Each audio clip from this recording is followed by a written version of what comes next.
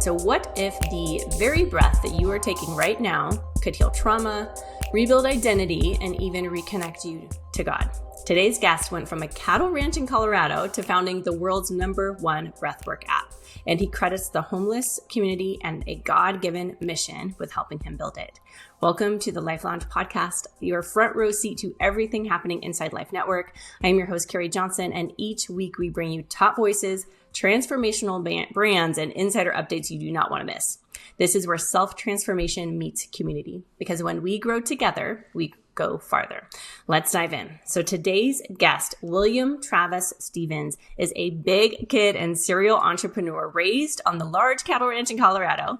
William first started his company at 18 and sold it at 26 years young, to then go on to found our Investments, a national real estate investment company that positively impacted tens of thousands nationwide through its conscious capital efforts. William built a program called Our Academy that would employ only homeless individuals to renovate the large properties purchased in these forgotten areas of the country. Through specific programs that included breathwork, the program had an 80% success rate of total healing, recognized by President Trump at the 2020 State of the Union address for the program's accomplishments. Our Investments and its focus on conscious capitalism made its great stand. William then founded and built the Breath Source app, hosting all styles of breathwork and breath masters from all over the globe. Welcome to the Life Lounge podcast, William. Thank you for being here. Thank you so much. It's an honor to be here, Miss Karie. Great to be part of this beautiful network. We are grateful to have you and your team and some of the breathwork content inside Life Network. And I know we were connected through Ben, and it's, such a privilege and honor to not only meet you and, just this incredible mission that you've been on through your life and the lives you've impacted and this app that you've put out into the world. And now we get to have some of that inside Life Network, which we are so grateful for. Thank you so much. Oh, yes. My pleasure. Our honor. Yeah. Oh, my goodness. So I want to kind of take us back into the story. I love to kind of hear some of these origin stories from ranch to breath, some of the early story. You have a very unique background, ranch life, early entrepreneurship, real estate, and now breathwork. Can you tell us how that all started? Yeah. So I was raised on a big ranch in southwestern Colorado, and I had a very unique gift and opportunity to grow up with the most incredible family on the planet. So for those of you that have watched Yellowstone, that was literally my life. I love it. To the T, without the gunfights. And except my family was incredible. Oh. So I was really truly raised with the perfect balance of divine masculine, divine feminine. My mother and my father were such a gift and still are today, and fully in love. So I got to be raised running outside. We were homeschooled. I would run out, jump over the porch railing. I'd be gone for 5, 6, 7 hours a day, building forts, playing in the creek. And I was the only boy at 3 sisters. Okay. So I was connecting with Mother Gaia, connecting with the land and the animals and all the things on a daily basis. So connecting from a very young age, having to work the ranch. And then got really heavily involved in church. At one point in time, I was teaching from the pulpit. I was a youth pastor and did all of the church stuff. Yeah. And then I went on to get married at 20 years young. Oh, wow. And decided to embark on that, as a small town does. You go to church, you get married. That's what you do. That's true. And so my relationship with, I'm going to say God, the universe, source, started at a very young age. And I always knew that I had a connection to God, to the universe, to source at 5, 6, 7 years old. I would stand in the shower and I would be what I thought was praying, and I would feel this giant presence around me. And I always felt this incredible energy flowing through, but nobody could really explain it to me. So I grew up with that and continued to expand upon it and continued to seek it deeper and deeper. Got married, started my first company when I was 20. Yeah. And it was in the forestry industry. And then I sold that company when I was 26, and me and my wife moved to Denver, the big city. Yep. And I started a real estate investment company. And when I started the real estate investment company, it was just fixing and flipping houses. We fixed and flipped about 400 single family homes in a 4-year period. That's a lot. And a lot of business growth, a lot of process growth, a lot of engagement in how to run business. Yeah. And then I got divorced at 33 and I started into multifamily housing at Mm. 33.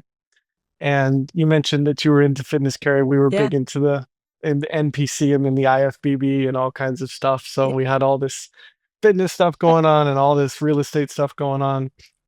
And at the time, at 26, when I left my hometown, I also left the church and I Mm. started embarking on my spiritual journey.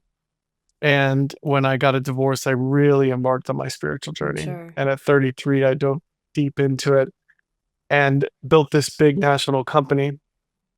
And the company was working in 9 different states within a few years' time period. Oh my gosh. And I love to talk about conscious capitalism. And conscious capitalism is doing business in a certain area, no matter where it is. And the people that are involved, involuntary or voluntary, because often there's people who don't volunteer to be involved in Right. business, or they do volunteer, but involuntary or voluntary, everyone wins from you Mm. being there and doing business in that city or in that state. And so we brought conscious capitalism to all these areas, and we were buying the roughest, toughest properties in the United States. Wow. So Ferguson, Missouri, when all the riots were there, I was Yeah. there protecting properties that we had, large properties, Wow. 800 units on 40 acres, Oh huge. We were big. We were pushing up against a $500 million company at that time, gosh. and so were fully vertically integrated. And we had an umbrella that would purchase the property, a property management company that managed it, nonprofit that would help support the people that were there so that they could stay there. Right. And then we had a construction company that would only hire homeless people. Wow. So we would take them off the street. We would house them in the projects. We had a system and process for all this. We would give them the tools for the trade that they qualified for, and then we would train them. Mm. And we built a software company that was designed to build a giant ERP software system that would use Dr. Joe Dispenza and Dr. Bruce Lipton's biology, belief, and falling in love with future self algorithms. Yeah. And we put this into a software that would combat the self-sabotage of the mind. Wow. And we had an 80% success rate of them using this software and having total throughput to healing and being a master tradesman of a single skill at a time. Wow. So instead of being a jack of all and master of none, they would actually become a master of one, and then they could move to becoming a master of another. Oh my gosh.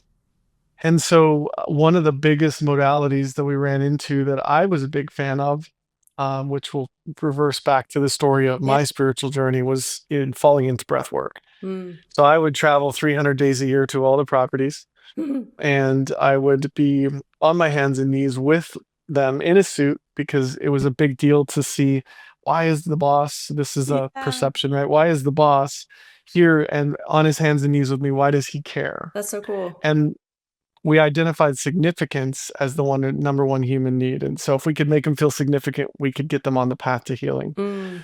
And so when I found in breath work, I started teaching breath work to them.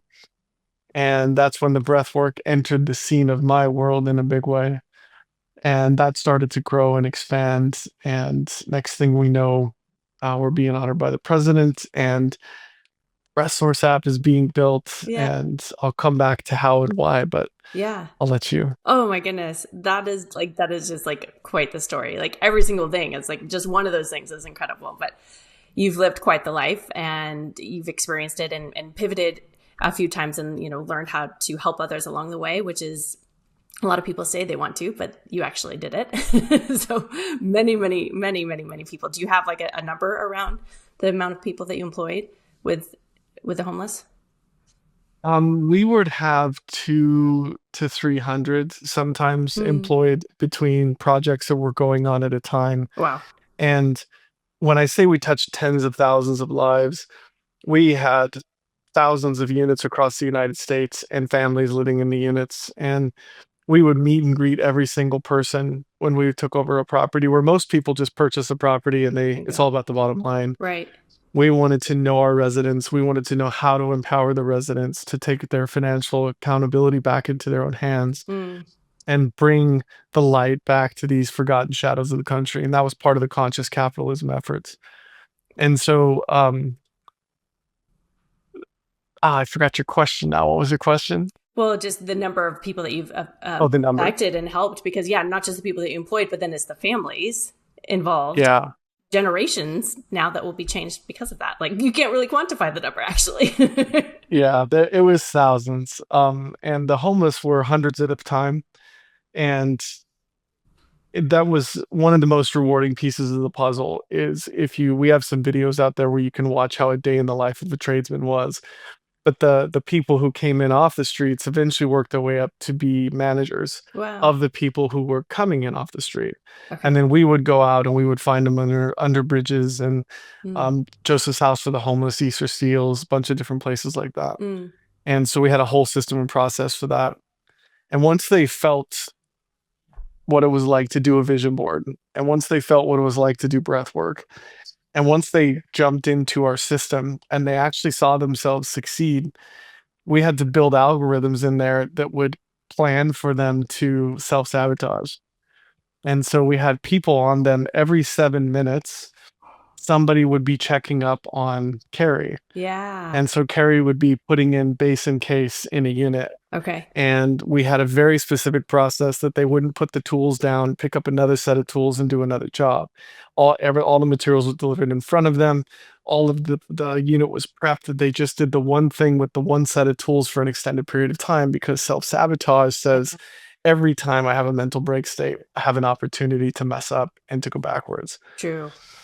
And so they would accidentally succeed so much that they would end up being successful. Gosh, that's so cool. And in So the smart. be do have scenario, they could create a new life. Oh my gosh. Like, that's super smart that you helped them, they can't fail. Like, or if they did, they had like kind of like a bubble around them so they can kind of become unstoppable to really change their life. So how did that, like, internally, how did that start, that drive to help homeless people? How did that start? Can you pinpoint? That's such a good question.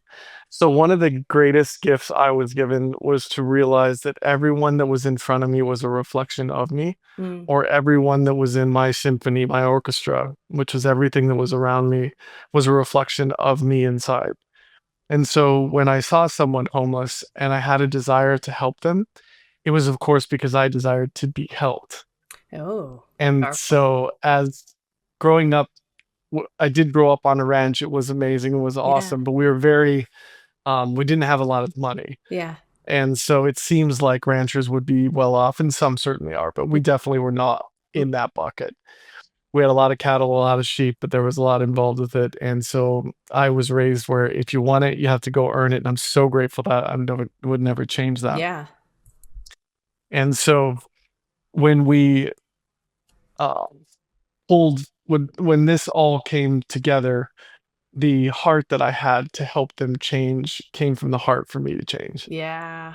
Gosh. And so as I was helping them, I didn't realize it at first, because we have an ego that says I'm helping you because I'm in a better situation, Yeah. or I know something you don't. But as we start to grow spiritually, we start to realize they're just angels in our world that are here to help us fulfill the grandest version of the greatest vision that we hold for ourselves. Wow. And they're put in our path so that we can have something that the universe sets in front of us to reflect back to us how we can heal to become that grandest version. So it's an incredible gift when we see those angels on the side of the road, because it is a signal that we need to receive, because there's something in us that we need to kind of open up and crack and heal and start that journey. That's so good. Yeah. And everybody's perception of that's going to be different, because I don't want people to think that rolling up to a homeless person on the side of the street and giving them $20 is going to help them. Yeah. Because all it's doing is filling a hole inside of you that says, I need to feel significant and seen. So I want this person to feel significant and seen. So I'm going to use this energy called money, and I'm going to help them feel seen so that I can feel seen. And they drive away feeling good about it, having no idea the consequence that happened from giving them that $20. Yeah. So what do you recommend? I recommend just driving by and blessing them, literally just blessing them, and finding this pain that's within and asking it, what do you need for me to help you heal? and talking with that pain. Okay. Talking like to yourself or actually going up to them and talking about that and blessing. Talking to yourself. Okay. Yeah. Because when you drive by a homeless individual on the street and you feel that feeling in your gut or you feel that feeling in your chest, like, oh, I should do something. Yeah. That's guilt. And guilt is one of the lowest frequencies that you can enter into. So you enter into this low frequency, you feel guilt, and you want to fix that guilt. And the quick fix is pulling out 10, 20, whatever dollars and giving it to this person. Yeah. That's like a drug. It's just a quick hit with a very expensive consequence to everyone involved. Yeah. You're losing what we call money. They're gaining what we call money for something that doesn't give them any benefit. Right. Okay. So there's every action, there's an equal and opposite reaction. Yeah. So it causes a chain reaction. And so the best thing to do is figure out what that feeling is inside of you and see why you want to represent filling that hole in that action of giving to that individual. This goes for everything. This goes for parents with children. Oh. This goes for partners. This goes for business. Everything is a reflection. That's such a good point. I love that because that is a lot of times how we react towards things is just like, why are we having that reaction to our child or our husband? And there's a deeper work to be done internally, and there's a mirror that is being held up. So, okay. So then I love that. So you can kind of pinpoint back to, how that's stirred up inside of you. And then now you went on to create this incredible company that has helped thousands and thousands and even more. It's going to ripple effect out. So then how did this get the attention of President Trump? And then you were brought to the awards. That's amazing. Thank you. Yeah. So we bought a big property in Nashville, Tennessee, and it was in an opportunity zone. And President Trump passed the opportunity zone bill, which is where if you buy a property in an opportunity zone, hold it for 10 years, all of your gains are tax-free. And so we were working there, and there was this gentleman that was sleeping in his car across the street. His name was Tony Rankins. And he saw us working over there. And we've built a society where once you get out of prison, once you get out of the military, or once you become homeless, it's very, very hard to reintegrate back into life. You have to have IDs, and you have to have a mailbox, and you have to have all these different things to get a job. Social security card, all this stuff. And so he hadn't had anything for quite some time, was living in his car. It was not broken down, but it was out of gas. And so he had this urge to tell him, something inside of him said, go walk across the street and ask these people for a job. And he fought with that for a while. No, I've already done that. I'm tired of getting rejected. I'm tired of being told no. Long story short, he walks across the street, sees one of my guys. The guy saw him walking up the driveway, came out and greeted him. And Tony said, hey man, I was just curious if you're looking for any workers. And the guy was Scotty, said, absolutely, come on in, man. We have a whole program for you. So brought him in, and we take him shopping, and we teach him how to shop at the grocery store. We get him set up. We get him a unit. Everything is prepared the same way in the unit, very systematized and processed. And we would explain all of our systems and processes to him, and it was very militaristically based. And then the next morning, they would wake up and they'd be in morning muster. We would get them out of bed. We'd start the process of helping them along. Okay. And he became very successful very quickly. One of our top tradesmen. And he was a former, he's a veteran who fell into bad times, got into drugs, lost his family, became homeless, and was just down and out. Wow. And so President Trump had heard about us through the grapevine and invited us to have Tony be his guest in the gallery at the State of the Union address. So Tony sat beside his daughter at the last address in 2020. Really? And I was there with him, and it was just a gift and a magical time to have Tony be honored for significance again, of finding his way back to his highest self. And so oh my gosh, what a gift for him. Then he was asked to travel around and speak all over the United States. And that's powerful. just to imagine going from being homeless in your car, and this is how the universe works. You're homeless in your car, but there's a life ahead waiting for you where you're sitting in the State of the Union address. I have chills all over this. What was the time frame in between that? Like, how long did that take? 2 years probably. That's wild, really, when you think about it. Like 2 years is a blink, and he completely changed his life, Yeah. brought up and recognized by the president, and then now he was speaking all over, and then again affecting All more over. lives that we can't even quantify again. Gosh. He had dental issues because of his homelessness, and people saw him on the State of the Union address. We had 8 dentists call us from the State of the Union address and say, we'll fix his mouth for free. This is a beautiful human being. Oh. Got his mouth all fixed up, and Yeah. he brought himself together, and it was just more empowerment. Mhm. And it was quite a beautiful process to watch. Just completely rewrote his whole story. Is he Yep. still speaking? Do you know what he's up to? Yeah, so I haven't talked to him in quite some time. Last week chatted, he was back with his family in Nashville, Right. and he had started a handyman company with his son, and they were doing their own thing. Oh my goodness. That's so cool. I love that. I'm sure you have like thousands of stories that you could go into. I want to hear A lot of fun. Yeah, I'm sure. Geez. Then okay, so you had that happen, and then you incorporated the breath work into their training and helping them to kind of shift their mindset.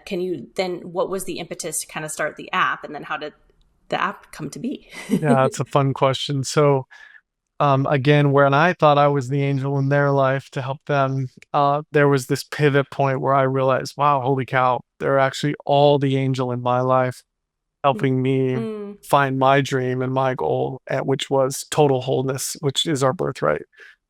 And so I was sitting at my parents on Thanksgiving, and I got a text from one of them that said, hey, I'm really having a tough time. Can I get a breathwork video? And I couldn't send them any of mine because it's too hard to, text an hour-long video. Yeah. So I sent him a YouTube video, but then if you're not subscribed to YouTube, and I sent him Niraj with Soma, who's also a friend of Ben. Oh yeah. But I sent in Niraj, and if you're not a YouTube subscriber, you're in the middle of this YouTube video, and all of a sudden ads are popping up, and it's just everything's in your face, right? Yeah. So I decided then and there, I did send him the video, but I decided that it's time to build an app. So I actually started sending out messages that day to find a dev team and start building an app. And the Breath Source was born because of these angels. And now it's in over 70 countries worldwide. And we have some big partners and some big things happening there. And I'm still the CEO of it. It's taken on other partners. But it's still a passion project for me. That's incredible. Yes. And we know, on the Life Network side, how hard it is to build an app, and, it just takes a long time. It's a labor of love, but it just seemed like divine timing that kind of came to be, and not only help with all of these angels that are helping you, and you're getting all of this back too, but then it's just a ripple effect. And then so many people are not going to be interrupted by YouTube ads, and can really go deeper in their breath work practice and kind of shape the trajectory of their life with that too, because it is so powerful. I know I do breathwork practice as well. Can you speak to how this app is different from other apps out there that have breathwork? And then I know you guys have like a version 2.0 coming. Is that correct? Yes. So thank you. This is the world's only breathwork marketplace app. So it's going to look a lot like YouTube without all the junk that YouTube has on it. And right now, I think we have 55 roughly of the world's leading breath masters. Wow. And we've got Jesse Coomer, we have Mikhail Biker, we have Take a Deep Breath, which is the world's largest podcast with Michael Mayer, we have Dan Badney, we have Soma, we have so many, Jesse Coomer, I think I might have already said, we have so many beautiful breath masters on there. Carla Svesberger, Anahata Ananda, there's so many. And the fun part about it is you get to find out what breathwork suits you. So breathwork, as far as the science goes of breathwork, there's a utilitarian piece to breathwork, which is how to breathe daily to optimize your highest and best self. And then there's the altered state consciousness side of breathwork, which is the Wim Hof style altered state, or rebirthing, or holotropic, or psychedelic. Right. Breathwork, shamanic breathwork that takes you deep into plant medicine realms with your own dimethyltryptamine from your body. Wow. Physical and spiritual sides. And then within your app, you have kind of cover all those bases, and depending on what drives the best with somebody. Yeah, because when one of the greatest gift we've been given is actually literally under our nose, which is the breath going into the nose. So we're not taught to breathe in the nose. Sure. In school, children go out and they play and they breathe in and out of their mouth constantly all day, every day. Mm-hmm. James Nestor's book, Breath, Yep. showed constant proof that breathing in and out of the mouth alters the face. Your nasal passages will eventually close up. The autonomic nervous system is constantly in the sympathetic. Right. There's issues with blood getting to organs. There's so many stacked up issues when we're mouth breathing, Right. opposed to when we're nasal breathing. And then oftentimes we're talking like this all day and we don't stop to breathe through the nose. We take a big breath into the mouth. Yeah. And so that big breath actually is a very shallow breath. And so there's so many things utilitarian that can change in your life when you start breathing in and out of the nose. It's so crazy. And you think it's just like a simple little thing and like, it doesn't matter, but it really does. And like you said, like the sympathetic state that we are constantly in because we're not supposed to. And I've heard it also like changes the shape of the jaw too. And just you're constantly like almost clenching because our body is not relaxing and getting into parasympathetic. So for those of you that are watching this and you're curious about what is the right utilitarian breath, yeah. Mouth taping at night Mm-hmm. is a great way to teach the body to start to breathe through the nose. And a lot of you will say, well, what if my nose is plugged? I'm here to tell you I've gone through it. Yeah. And if you go through it, you will get to it. And if you nose breathe for a couple weeks straight, really high level of awareness of just keeping your mouth shut, which most of the world will love, breathing through the nose, your nasal cavity will start to expand. Okay. And it expands quite a lot. And I had a deviated septum and I had all the excuses to breathe in and out of the mouth, but I started breathing in and out of the nose. My performance went up 30%. I love extreme sports. And my performance in my extreme sports easily went up 30% overnight. My lifting went up, everything went up because you're balancing your carbon dioxide and your oxygen levels. And a lot of people think that oxygen is the most important molecule, and it's not. In my very humble opinion, carbon dioxide is the most important molecule to the body and to the planet, because your body cannot accept oxygen without the presence of carbon dioxide, proper carbon dioxide saturation. Wow. So in my breath work, I love to teach intermittent hypoxia, where your exhale holds create CO2 tolerance so that your body will retain more CO2 so that it can utilize more of the oxygen in your tissues. That's powerful.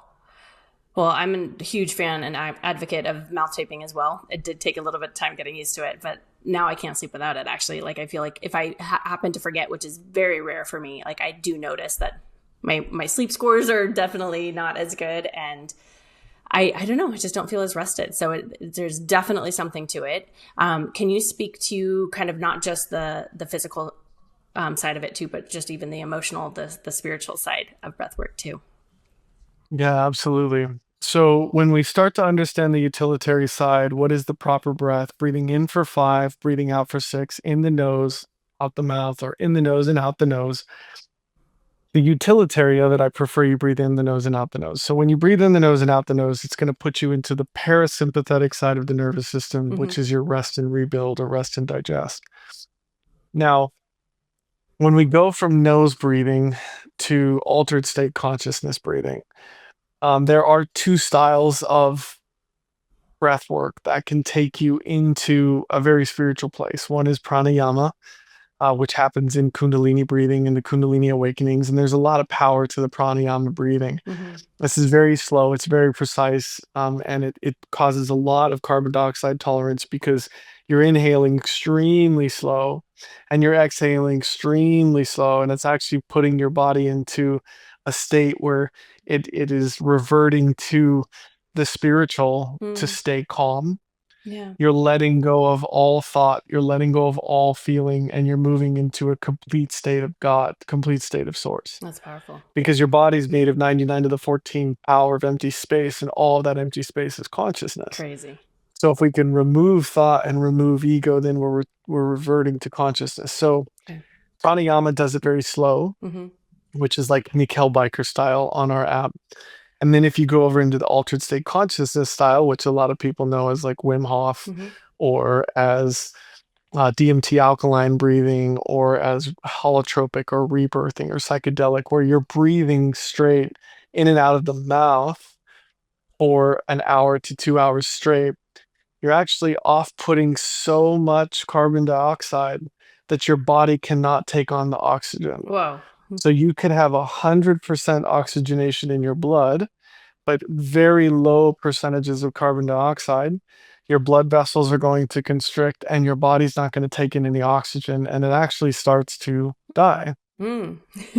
But there's been a gift and a promise made that you can't take life through breath. And I really truly do believe that. I Yeah. know there's been some accidents with breath work, but I think there were accidents for other reasons. True. But when you're in a holotropic session, you're breathing in and out so powerfully for so long that you actually activate the pineal gland Mm-hmm. to release your own endogenous dimethyltryptamine. Wow. So you've got people going out and doing plant medicine, which is beautiful. I've been a big plant medicine fanatic for a long time, but they'll go do DMT that's not endogenous, and you might have to take 2 or 3 or 4 doses. Okay. Where with your endogenous DMT in your pineal gland, this smallest amount will send you to the other side, Wow. and it will completely reset your physical structure. It dissolutes the ego and allows full source to set in, major healings, major energy releases, and just incredible spiritual states. Mm. And so that is the altered state consciousness side. Oh my goodness. That's so powerful. So then for somebody who wants to kind of get started with some of that, and they're like, this sounds incredible, I've never done this. Like, where do you recommend that they would start within your app? Like, what specific breath work should they do, that one? Or is there a different route that you would have them go down? Yeah, so we specifically don't have any of the major altered state consciousness ones because integration from that is incredibly important. True. So if you want to go the deep route, contact Gianni or some of the altered state consciousness breathwork people on the app. It's easy to find them, and they'll lead you through an hour to 2 hour session in person that you can go deep, and then you can integrate afterwards, because it's usually a lot of tears and a lot of crying and a lot of letting go. Yes. But in our app, I recommend, if you haven't started breathwork yet, definitely start your journey and start with the 7-day free trial. Yeah. The 7-day trial pulls you through your bolt score, figuring out your bolt score, and then it takes you through a little ascension of breath work, and then you would move to the 14-day, and then a total of 21 days of breath work helps you set in a new habit. True. Yeah. And you've got to experience many of the breath masters on there, including myself. Yeah. And then you can move on into the app and start enjoying your journey. That's good. Yeah. You've set it up for somebody to be successful with it and to help it become a daily habit. So is it something that, is it non-negotiable for you now, like every single day?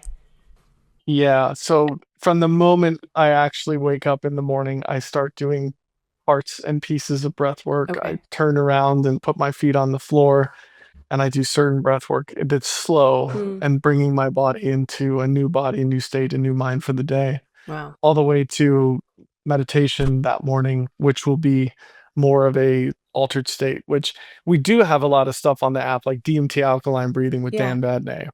Some of my stuff on the app will take you into that altered state. It's just not going to take you into that plant medicine style altered state. Exactly. Yes. But yeah, you've listed a couple of resources of people to, do the longer 2-hour session with them, and in good hands for sure. Ben Greenfield has some amazing breath work on there that we've had so many people praise his stuff. Yeah. He's got all biblically driven breath work on there that is just gorgeous. Yeah. So definitely check Ben out. Yeah, because it is like, it's a prayer for a lot of people too. Like it's a breath prayer. And that's in the Bible. It says to, never stop praying, right? And that you can only do that like if that's just your in and out breath, right? It's you're ceaseless with it. So it's an unconscious. I know we'll list Ben's episodes on that he's done with you guys. And I think we might be getting one of those inside Life Network as well. So we'll make sure to link those too, because I know some people will be very curious about those. Have you, since you have been practicing this for so long, have you noticed a huge shift in, how it's affected, you as a man, as a leader, family? How has that impacted you? Yeah, great question. So My favorite part about breath work and how it's impacted me is the ability to stay calm and stoic in the toughest of situations. Mm, I've been through some incredibly challenging situations, and the, people will walk up, and it will have been weeks or months or even years going through some really tough business stuff from yeah. uh, that just you shouldn't have to go through. And they're like, wow, man, you're really calm. There's this energy to you that's Mm. big and that's calm. And I equate a lot of that to breath work, being able to go inside, hold and exhale, hold for 3 minutes, then 4 minutes, then 5 minutes. And I've got my exhale hold up to 6.5 minutes with no Ooh. air in the lungs. And when you can train your Wow. body to let go of what it thinks it needs, Yeah. you cross all barriers of time and space and everything. Hmm. No medical stuff, nothing applies at that point. And I It's know I true. probably shouldn't speak about medical stuff, but That's okay. you come out of the box of this physical realm and you go into the quantum realm, which is where everything is possible. Every outcome is possible. That's so cool. And I've had my heart rates down, my oxygen levels down way below 40%. Oh my gosh. I've had heart rates pushed down to 20 a minute. Parts where the medical world would say you're dying, Yeah. and I'm in complete coherence. And the reason why I'm bringing this up is I didn't get there overnight, No. and discipline truly is the foundation of what we want to call enlightenment, Mm. even though I don't believe there's enlightenment in this lifetime. But um, discipline with breath work on a daily basis and diving into yourself will lead you to the calmest, most collected, grandest version of you Here on this earth. in Right? this Yeah. lifetime. Yeah. Yeah. Hmm. And what a gift that is to be able to experience that here and now, Yeah. versus having to. Truly. So then how has that shifted in your spiritual journey? And what has changed? Because you said you grew up, with teaching at the church, and what has changed now? So previously I was programmed, if you will, that God is separate from me. Okay. And now I believe that God is within me, that all of that empty space and all of this space between you and me that's now called the quantum field, it's all filled with God. Mm. And so it is all source, it is all God, and it is all perfect. There is nothing wrong. Wow, that's so cool. So then, what do you think then of afterlife? I believe that we return to source, and I believe that heaven and hell is here, Mm. and that weeping and gnashing of teeth is here on this planet. Hmm. It's how we live in our thought life. If we have a thought life that's running away with us on a regular basis, it Yeah. polarizes us and God, Yep. and it takes us further from God's It's a self. separation. And yeah, that Hmm. duality creates hell. Hmm. And so then as we return back to source, Jacob's ladder often is called, Yeah. we return back to unity and oneness, and that is heaven. Right. And heaven can be had here on earth, or hell can be had here on earth. And it happens within the mind, Uh-huh. because as a man thinketh, so is he. That's powerful. Yeah, but that is eternal separation from God is hell, and that is here on earth, and we see that in people all the time because their mind is so far gone and away from God, the source. So that's good. Okay, and I'm sure you're still, on as am I, a learning journey all the time, and yeah, it's powerful, powerful stuff, and it can definitely help with not just physical things that we've talked about. And you've definitely helped out people who are looking to get started. What about sleep? Is it helping with sleep? And do you have Yeah. programs for that as well? Yeah. So the fun piece of sleep is the left nostril is lunar, so it's the cooling nostril, and then the right nostril is solar. And so the masculine and the feminine. So each side of the body has a masculine and a feminine parallel. Okay. And so the right brain is the feminine, but it crosses over into the left side of the body. The left brain is the masculine, and it crosses over to the right side of the body. Mm. And so I'm left-handed because I'm very in touch with my feminine side. And the feminine side is the creative side. Mm-hmm. And so the left nostril is a cooling nostril. And so when you fall asleep or you wake up at night and you have a tough time going back to sleep, gently lay on your right side with your thumb against your right nostril hole if your nose is available, it's Mm-hmm. not plugged. Right. And breathe in and out of your left nostril hole, in for 4, out for 6. Okay. So anytime you breathe out longer than you breathe in, you're accessing your vagus nerve Yep. and you're telling your body to calm down. Yep. And so just let that left nostril take over, and it's going to start cooling the body down and telling it to shut down. It's time to go to sleep. Oh, that's so good. Yeah, I know as a woman, and I'm in my mid 40s, so I definitely have, I wake up at night sometimes, and yeah, so I'm going to try that. If that happens tonight, I'll let you know how it goes. But yeah, that's an easy takeaway tip. And we did have a couple questions too come in from Life Network, and I would love to know your thoughts on this one too. So someone had said, when you're anxious or stressed, how do you stay conscious about ensuring your breath stays relaxed? It can be hard to consciously notice those shifts and changes when you're in the moment, living through stressful situations. Do you give yourself internal cues to check in or something else?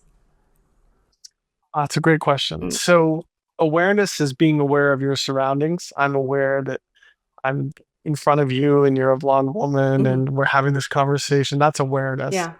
Conscious awareness is being aware of what's inside and going on internally. So conscious awareness comes from knowing oneself. So the greatest journey in the world is to know thyself. And possibly the greatest phrase ever said is to know thyself. Yeah. So when you're coming into a stressful situation, typically there'll be some type of awareness that I'm about to enter a stressful situation. I'm going home. I've had stress with my partner. I'm going to work. Work is a stressful situation. I'm going into a meeting. It's a stressful situation. So having conscious awareness that I'm going to enter this stressful situation, then reverting to breathing in the nose. So the mouth closes and you breathe in the nose for 4 and out the nose for 6, or in the nose for 4 and out the nose for 6. That's good. Sorry. And so Yeah. anytime you breathe out longer than you breathe in, it's going to calm the nervous system down. Yeah. So whoever's asking this, if they're really stressed, you want to breathe in for 2 and out for 4. Okay. And then as the body starts to calm down, you'll breathe in for 4 and out for 6. And if you are in a high heart rate situation, you're going to do what's called the physiological sigh. You're going to go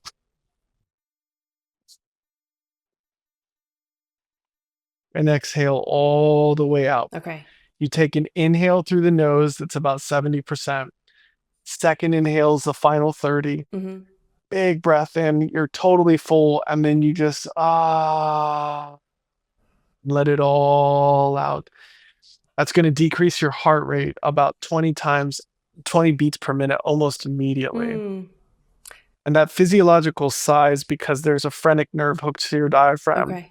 And the phrenic nerve is connected to the brainstem. And that phrenic nerve was built when you were a child, and your child is crying really, really hard. And it goes, oh yeah, I remember that. and it's literally your diaphragm saying, yo, dude, we got to settle down. And so we learn it as a child. So if we use it as an adult, it has the same exact physiological effect. So those 3 things, in for 2, out for 4, in for 4, out for 6 once you've calmed down, or physiological sigh, calm down a little bit, then go into out 4, in 4, out 6. Okay. So many good takeaways. So then if somebody has panic attacks, is that where that would come into play? Or do you have another suggestion? Yeah.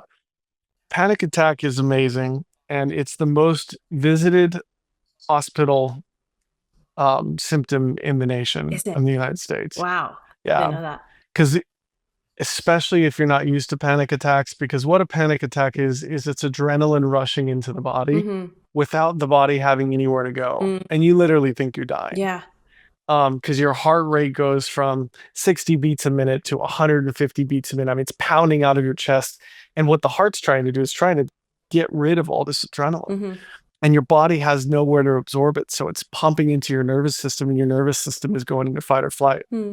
So if you don't have anywhere to run and burn off this adrenaline, the best way to stop a panic attack, and I've done this over and over and over, is you feel a panic attack coming on. Yep. There's not a single person that doesn't feel it. Right. They'll feel the body start to close in, the chest gets tight, the heart starts to beat a little bit faster. And the first thing I do is go, and I hold with no air in the lungs. I drop my chin to my chest. I relax wherever I'm at, and I hold with no air in the lungs. And I hold for as long as comfortable. Okay. And then I'll notice that my body releases that energy and the heart starts to slow down. And then I take a big breath in and I reset and then I release. Wow. And that holding of that exhale allows for the carbon dioxide to start building up in the lungs. And this is the key. Most panic attacks occur because there's not enough carbon dioxide in the body. Because if you've seen this, when you start to have a panic attack, what do most people give the person? It's brown and you put stuff in it. Oh, a paper bag. Paper bag. That's right. Yeah. And then you see this person. Yeah.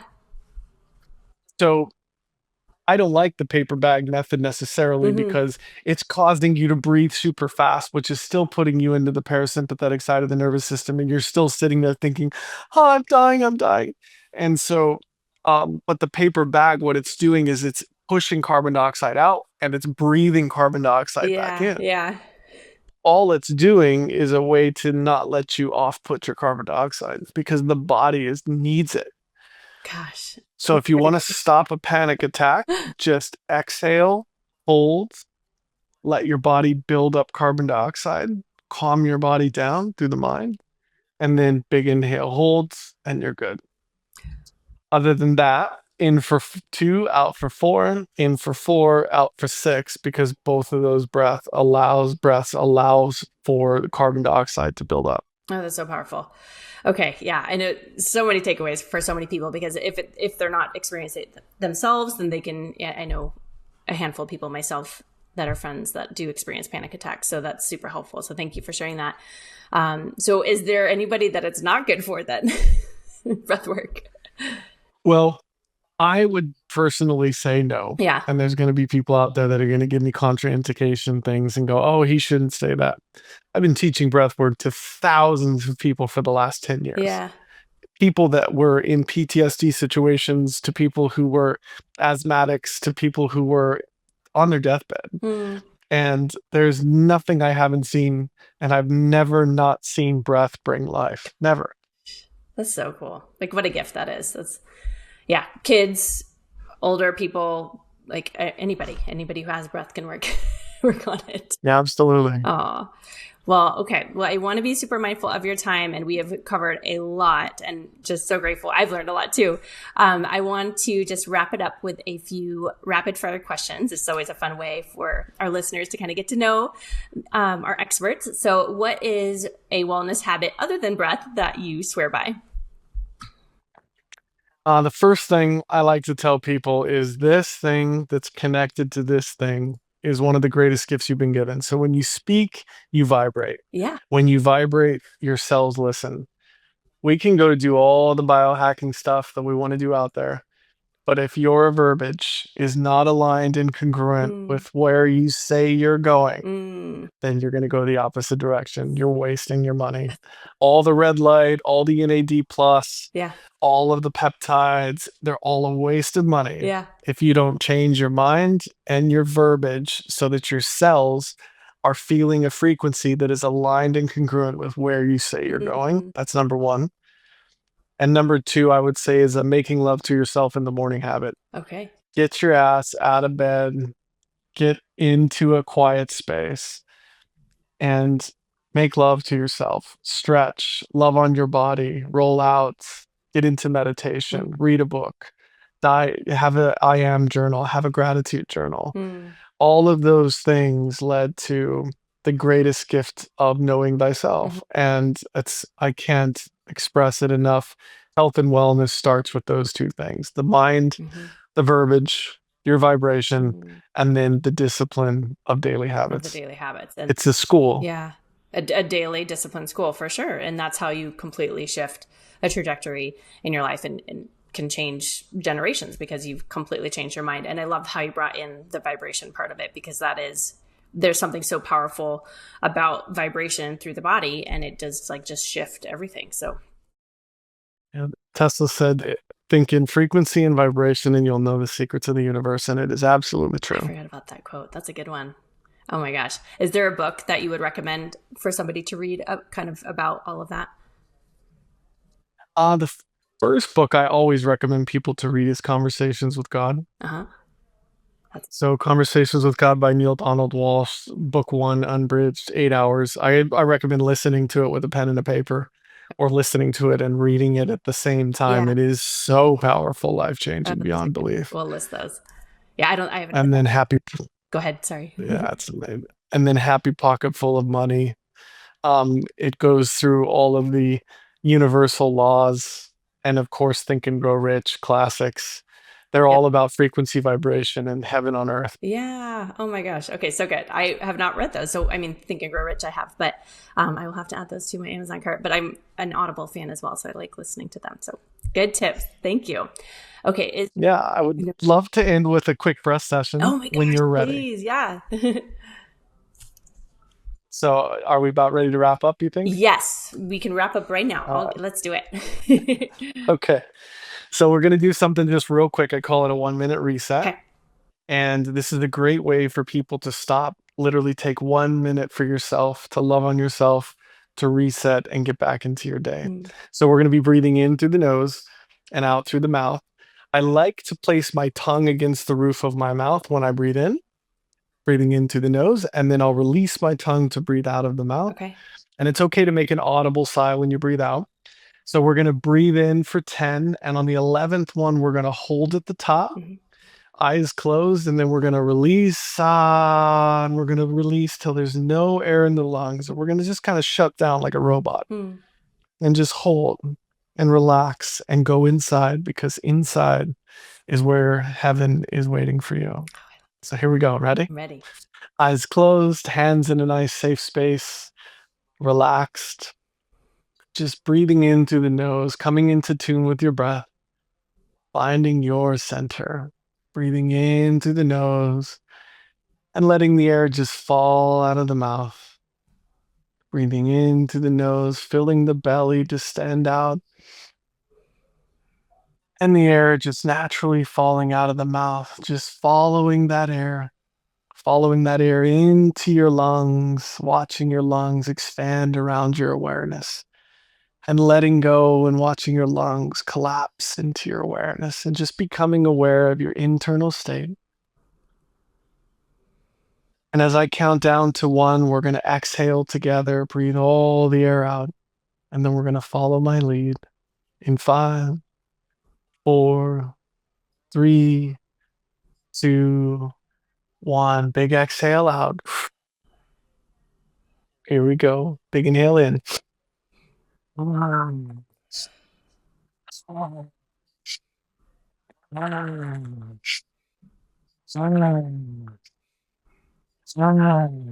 5, 4, 3, 2, 1. Last one. Big breath in and hold it. Hold it. And release. Let it all go. And relax. No air needed. Hold. Go inside. Slow your heart rate down. Move your consciousness through your body, scanning all areas of your physical structure, loving on every part of your body, holding this for 5, 4, 3, 2, 1. Big breath in. Hold. Bring all your focused attention and awareness to the crown of your head. Sing out, how big can you be, Miss? How big can you be? And release.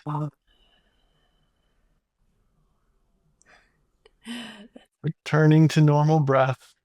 That's a quick 1 minute reset. Oh my gosh, that's so good. Do you have that one on the app recorded? I do. Yeah, I have a 1 minute, a 2 minute, 3 minute, I think a 4 minute and a 5 minute. Yeah, because you could just do that like carpool line at school pickup, just sit in the car and just do that 1 minute reset, because that's so powerful. I feel like completely calm and relaxed. Yep. Can you speak? That's how it works. Yes. Can you speak to the purpose of why you drop your head towards the end? So if I go further into the teachings of breath work, you have a mula bandha, which is a root lock, which is around the sphincter. Mm-hmm. And then you have a stomach lock. And then you have a third lock, which is the throat lock. So it's not necessary right now to know exactly how to do it. But a lot of people will say, keep your spine straight. And there are places for that. But what I'm wanting you to do is build up as much carbon dioxide tolerance as possible. Relax the physical as much as possible so that we can take the mental inside to become consciousness. And so when you shut down like a robot and you let everything relax, you're taking away anything that reminds you of being human. Oh, that's so true. Okay. That makes sense. Oh, wow. And you're just shutting off and then you're going inside. So that's why I do that. Niraj with Soma. Yeah. Also teaches the throat lock in a lot of cases, but I really fell in love with that. That's so good. Oh my gosh. Thank you. Thank you for that gift. And thank you for our time today. Is there any just last tips, or obviously where to follow you, download the app, and then any last thing that you would like to share with our listeners today? Yeah, we have the 2.0 version of the app coming out. We have some beautiful influencers that'll be working with us on that. The 2.0 version will have a live version where our breath masters will actually be able to go live like we can on Instagram. Cool. It'll have a social component where you'll be able to see who's breathing to what and potentially connect with other breathers out there in the world. Wow. And the source app, source_app, or just type in source app on Instagram. You'll find us. I'm Travis.Steffens on Instagram. WilliamTravisSteffens.com if you want to check out my coaching and all the stuff that I do in that world. But my greatest ask of all of you is to go on the journey to know thyself. The planet needs it. And the greatest person you can save here on this planet is you, because you can only give away what you possess. Gosh, mic drop moment. So good. Thank you. Oh my gosh. William, what a gift this has been. And I've learned so much from you, and just grateful to have you and your team inside our Life Network app. And we'll make sure to link everything and where to follow you online and get connected so we can continue just to shift and make a better impact on the world and become the person that we were supposed to be. So I love that. Yes, Miss Karie, it's been such a pleasure. And thank you for Ben and all the partners that have built this beautiful app. Sending you guys all the love and light. Gratitude. We appreciate you, William. Well, thank you. We'll be in touch soon. And thank you to everyone tuning into Life Network today on the Life Lounge. And we will continue to bring amazing experts like William on and inside the app. So have a great one, and we'll see you inside. Thank you all. Thank you.